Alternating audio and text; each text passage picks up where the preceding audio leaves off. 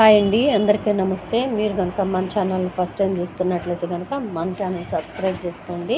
అంతేకాదు పక్కన ఉన్న బెల్ ఐకాన్ కూడా యాక్టివేట్ చేసుకోండి. ఫ్రెండ్స్, ఇందిరమ్మ ఇళ్ళ గురించి ఒక అప్డేట్ అయితే వచ్చిందండి. ఈరోజు అర్హుల జాబితా నుంచి అంటే అనర్హులందరినీ కూడా అర్హుల జాబితా నుంచి అనర్హులని 6,000 మందిని లిస్టు నుంచి తొలగించారంటండి. దానికి సంబంధించిన పూర్తి వివరాలు అయితే నేను మీకు చెప్తాను. ఇంకా ఈ నెలాఖరు లోపల రెండో జాబితా కూడా సిద్ధం చేస్తున్నారని మంత్రి పొంగులేటి గారు అయితే నిన్న ఒక ప్రకటన కూడా చేశారండి. దానికి సంబంధించిన పూర్తి వివరాలు ఇక్కడ ఉన్నాయి, మీకు చూపిస్తాను, ప్లస్ చదువుతానండి. స్లోగా ఇందిరమ్మ ఇళ్ల పనులు ఇప్పటి వరకు 7,000 ఇండ్ల పనులే మొదలు. లబ్ధిదారులు వ్యవసాయ పనుల్లో బిజీ. ఇల్లు శాంక్షన్ అయిన 45 రోజుల్లో వర్క్ ప్రారంభించాలని రూలు. వచ్చే నెలలో స్పీడప్ అయ్యే ఛాన్సు.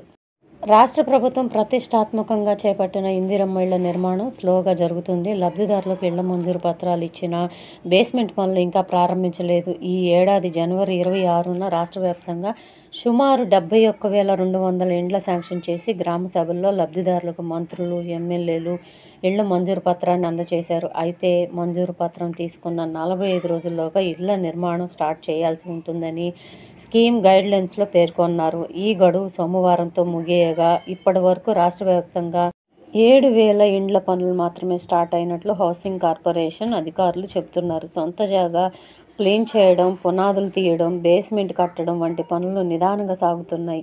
సొంత జాగాలో ఉన్న గుడిసె లేదా రేకుల ఇళ్లను కూల్చడం, ప్లేస్ను చదురు చేయడంతో పాటు మరోవైపు వ్యవసాయ పనులు కూడా ఉండడంతో పనులు లేట్ అవుతున్నాయని అధికారులు చెబుతున్నారు. వచ్చే నెలలో పనులు వేగం పుంజుకునే అవకాశాలు కనబడుతున్నాయి. ఇళ్ల మంజూరు పత్రాలు తీసుకున్న వాళ్ళు పనులు స్టార్ట్ చేసేలా వర్క్ ఇన్స్పెక్టర్లు, ఎంపీడీఓలు, ఏఈలు, పంచాయతీ కార్యదర్శులతో అవగాహన కల్పించాలని హౌసింగ్ ఉన్నతాధికారులు కోరుతున్నారు. 6,000 అనర్హుల గుర్తింపు. రాష్ట్రంలో జనవరి 26న లబ్ధిదారులకు ఇచ్చిన అప్లికేషన్ను అధికారులు గ్రామాల్లోకి వెళ్లి వెరిఫికేషన్ చేశారు. ఇందులో సుమారు 6,000 మందిని అనర్హులుగా గుర్తించి వారికి ఇండ్లు రిజెక్ట్ చేశామని హౌసింగ్ కార్పొరేషన్ అధికారులు తెలిపారు. అనర్హులుగా తేలితే ఇళ్ల నిర్మాణం స్టార్ట్ అయిన తర్వాత కూడా రద్దు చేస్తామని పేర్కొన్నారు. తొలి విడతలో ఇళ్లు మంజూరు అయిన లబ్ధిదారులు ఈ నెలాఖరులోగా ఇంటి పనులు స్టార్ట్ చేసేలా ప్రాజెక్టు డైరెక్టర్లు, ఎంపీడీఓ, పంచాయతీ కార్యదర్శులు అవగాహన కల్పించాలని ఇటీవల housing corporation MD VP Gautam ఆదేశించారు. బేస్మెంట్ నిర్మాణం ప్రారంభిస్తే తొలిదశ ఇంటి నిర్మాణానికి ₹1,00,000 ఫండ్ రిలీజ్ చేసేందుకు ప్రభుత్వం రెడీగా ఉంది. ఈ నెలలో తొలి దశ కింద సుమారు 2,000 కోట్లు రిలీజ్ చేయనున్నారు. కాగా రెండవ దశ లబ్ధిదారులకు ఎంపిక చేయాలని కలెక్టర్లు హౌసింగ్ మంత్రి పొంగులేటి శ్రీనివాసరెడ్డి ఇటీవల ఆదేశించారు. తొలి దశలో రూరల్లో మాత్రమే ఇండ్లను మంజూరు చేయగా రెండో విడతలో అర్బన్ ఏరియాకు ప్రభుత్వం ప్రాధాన్యత ఇవ్వనున్నట్లు తెలుస్తోంది. పీఎం ఆవాస్ కింద అర్బన్ ఏరియాలో 1,00,000 ఇళ్లు శాంక్షన్ చేసేందుకు కేంద్రం ప్రభుత్వం అంగీకరించింది. చూశారు కదా అండి, మొదటి దశలో 26వ తేదీన ఈ రూరల్ వాళ్ళకి ఇచ్చారు, అంటే పంచాయతీ వాళ్ళకి ఇచ్చారు. గ్రామాల్లో ఉండే వాళ్ళకి అవకాశం, ఖాళీ స్థలం ఉన్న వాళ్ళకి L1 వాళ్ళకి రిలీజ్ చేశారు కదా అండి. ఆ రెండవ దశలో అంటే L1 వాళ్ళకే ప్లస్ అర్బన్ ఏరియాలో ఉంటారు కదండి ఖాళీ స్థలం ఉన్న వాళ్ళు, వాళ్ళకి 1,00,000 ఇల్లు అయితే శాంక్షన్ చేశారంట. వాళ్ళకి ఇప్పుడు రిలీజ్ చేస్తున్నారండి. మంజూరు పత్రాలు కూడా రెడీ చేస్తున్నారంట. కాకపోతే వాళ్ళల్లో నుంచి కొంతమందిని అంటే 6,000 మందిని అనర్హులుగా గుర్తించారంటండి. వాళ్ళ పేర్లన్నీ కూడా తీసేశారంట L1లో నుంచి. నిన్న L1 వాళ్ళకి, అర్బన్ వాళ్ళకి 1,00,000 ఇల్లు కేటాయించారు. వాళ్ళ అర్హుల జాబితా అయితే ఈ PMAYకి డైవర్ట్ చేశారని చెప్పాను కదండి, నిన్నటి వీడియోలో క్లారిటీగా చెప్పాను. నేను కొన్ని వీడియోలు చూశానండి. L2 వాళ్ళకి రిలీజ్ చేస్తున్నారని వీడియోస్ చూస్తున్నాను.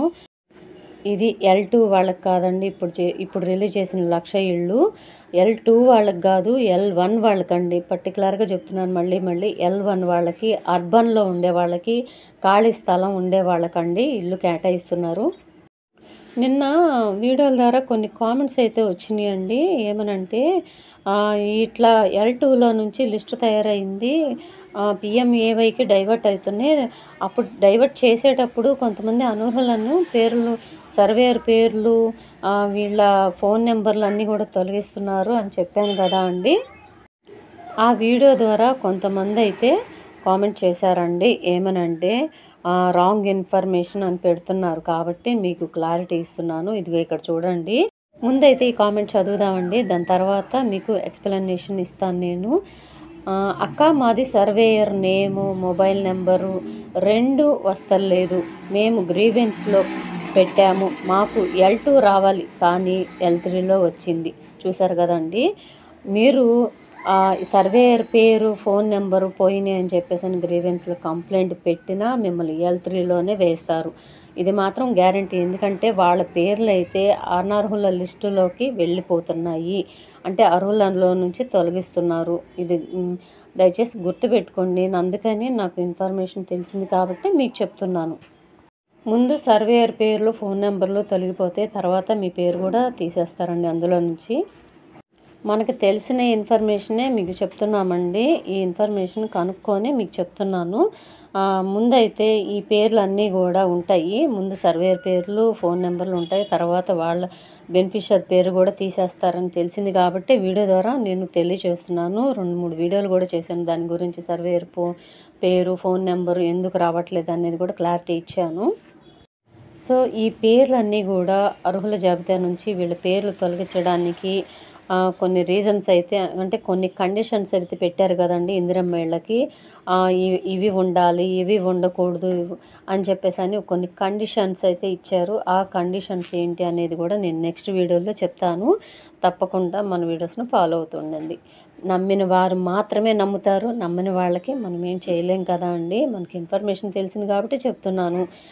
ఇప్పుడు మీరు కామెంట్ ద్వారా కూడా చూసారు కదా. ఇప్పుడు సర్వేయర్ ఫోన్ నెంబరు పేరు పోయినాయి అని కంప్లైంట్స్ పెడితే గ్రీవెన్స్లో వాళ్ళకి L3లో వేశారు వాళ్ళని. సో ఇదండి ఈరోజు వీడియో కనుక నచ్చినట్లయితే ప్లీజ్ మన ఛానల్ని సబ్స్క్రైబ్ చేసుకోండి. లైక్ చేసి మీ ఫ్రెండ్స్లో ఫ్యామిలీ మెంబర్స్లో అందరికీ షేర్ చేయండి.